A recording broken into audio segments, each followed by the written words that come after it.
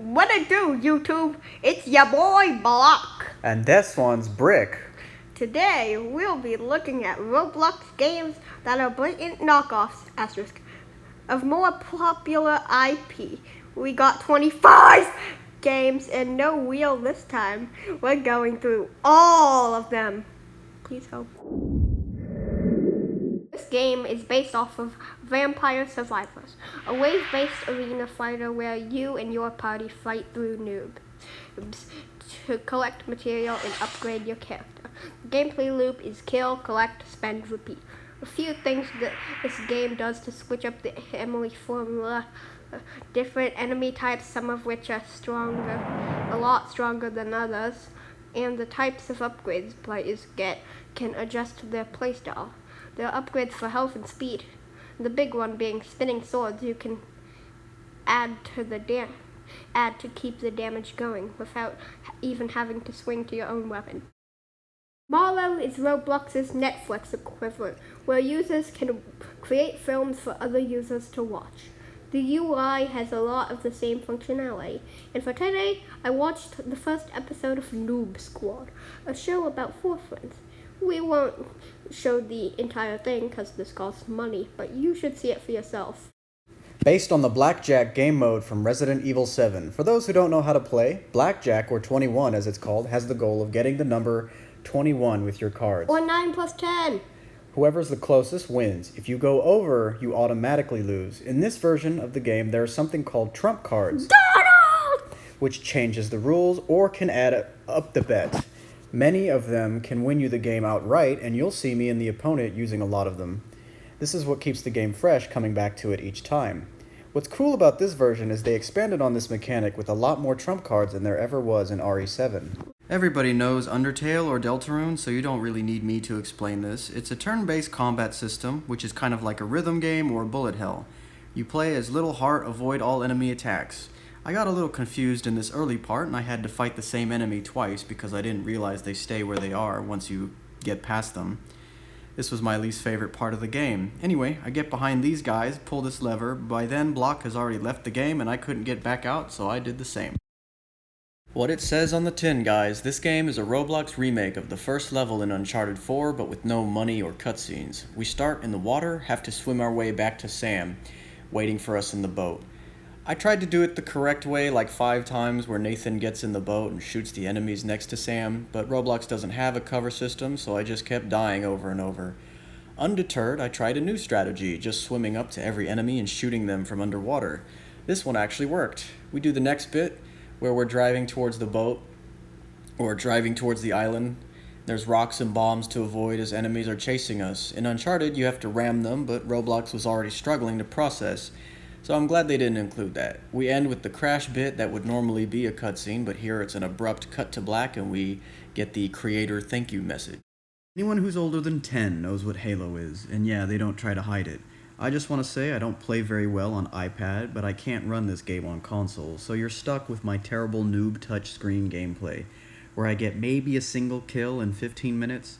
The first lobby we joined was kind of funny. Block and I joined up when the game bugged, and there was only one green team, so it was like 10 people just not doing anything. We determined the only way to fix it was for everyone to leave at once and restart the game. I'll be honest, the rest of this wasn't as interesting. I'm just going around getting killed for 10 minutes, trying to pick up every gun I can find.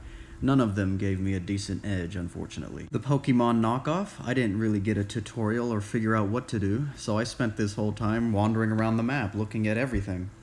I tend to get overwhelmed when a game starts off with a bunch of information, and here they're throwing numbers and trainers and vendors and all kinds of stuff at you from the moment you jump in. My first response to this info overload is to run away. That is what you'll see me doing. Unlike the actual Pokemon games, though, you can actually get around this entire world so long as you simply avoid all enemy encounters. I do this and start seeing Pokemon with triple-digit levels and what are probably some boss areas. Once I start bumping into the not-so-invisible walls with nothing really to do, I decide to call it. I believe this one was actually made in collaboration with Sega as an official Sonic Roblox game. The gameplay itself is really smooth. As the series mantra, gotta go fast, you rush around the Green Hill Zone, getting gems and stuff to level up. It's a pretty relaxing, low-stakes game, but they offer races. I play as Shadow mostly because he's my favorite character, but I quickly unlocked Tails and try to pilot him around a little. The character doesn't really matter, it's just what you prefer to look at. I would also mention this is what they call a gacha game, where you're essentially gambling for new characters, or you can just buy them outright. I did one race and get the gold medal, despite being kind of uncomfortable with touchscreen controls. Chained Together is a fun little co-op game where you and another player are tasked with climbing a series of challenging obstacles on your way to the top while chained to each other. You'll see it takes us a while to really start working in sync. The game really does not work until you can start moving as one. On the first ladder, block gets hit and it knocks both of us to the ground, so we get to learn early on the importance of teamwork. It took several failures for my partner to realize there's a button to pull the other person up when they fall. After we worked that out, it was largely smooth sailing until we reached the jungle gym of bones. I knew immediately upon looking at this thing that we were going to fall, and fall we did. Legend of Roblox, Breath of the Nature. It's like Breath of the Wild, but without any enemies or puzzles or really anything that makes it a video game. An incredibly basic open area where you just kind of climb on mountains and stuff, and that's kind of it.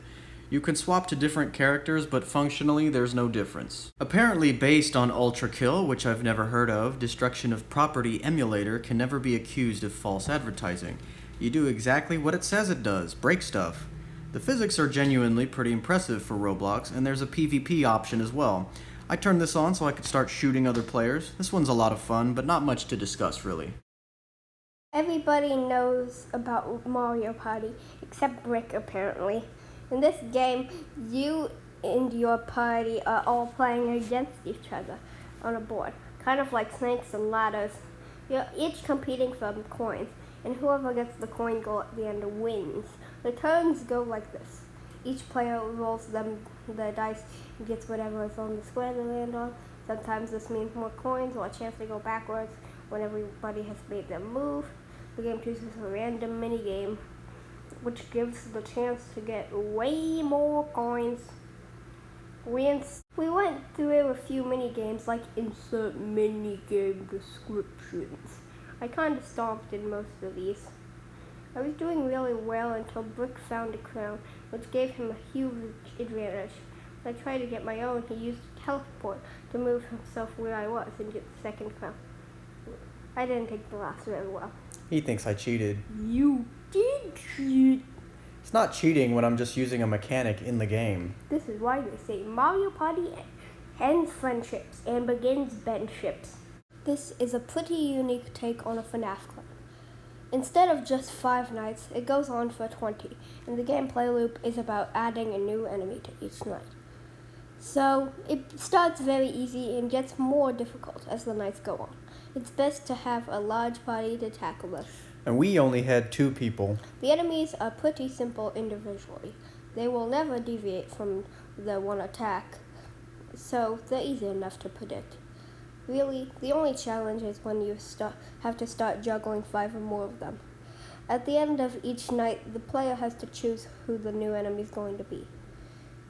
And you're not allowed to move on until you do. I left Brick to die on night 6. Based on the massively popular and very long Silver series, this game belongs to the bullet hell genre. For those who don't know, that means there's a lot of bullets flying at you from all angles, so you have to avoid getting hit while shooting the boss of each level. I played through a few different levels, and each enemy has a unique character design and sprite. They all have their own attack patterns as well. Good game. Recommend. Another straightforward example of a game being remade entirely in Roblox. Here the name's even the same. You play as cursors going through mazes and obstacles to get through each level. It's pretty straightforward, but we were able to achieve some of it by going through stuff or teleporting back to the start. Not even being subtle about this one. Based on the similarly named Lobotomy Corporation. I had Brick play it for the first time, but he lost the footage, and he also didn't really understand what the game is about. Explain what the game is about. Editor's note, he did not explain. An odd example. This is based off of the These series is the same name instead of another video game. In Ninja Warrior, players go through obstacle courses and try not to fall. I found these pretty easy, as you can see with my epic skills. Brick really struggled with them though. We tied on the rock wall climb. There was a salmon ladder that neither of us was very good at. The first course I ran had a lot of balls and swings. Really, this game is a test of dexterity, which is why Brick kept failing instantly. I had a little trouble with this rope part, but the rest was easy peasy. When you're not running a course, you're just allowed to wander around freely. But I had already done all the side activities, so I just ran laps until the next one.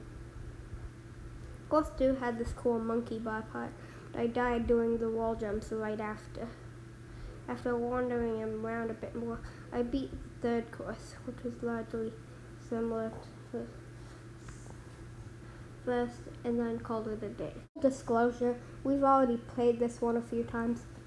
It's already got a lot of influences, but the most noteworthy one is Pizza Tower. Not to be confused with the Leaning Tower of Pisa with an S. Here you and other players are in a run for your life with monsters chasing you. After each level, you get back to the safe zone and get to pick the next challenge added to the run. The greater the challenge, the greater the XP. We don't last too long this time, however, due to the added craziness of our shadow clones chasing us. Based on Alive by Daylight, there's a similar game to this that we play a lot, called Forsaken. It belongs to the asymmetric horror genre, where one player plays as the killer and all the other players have to survive. This one has a few tricks to keep it fresh, like a mode where there's evil scary, an entity slowly killing everyone, even the killer. So it becomes PV, PV, PV, PV, PV, PV, PV, PV, PV, PV, PV, PV, PV, PVE.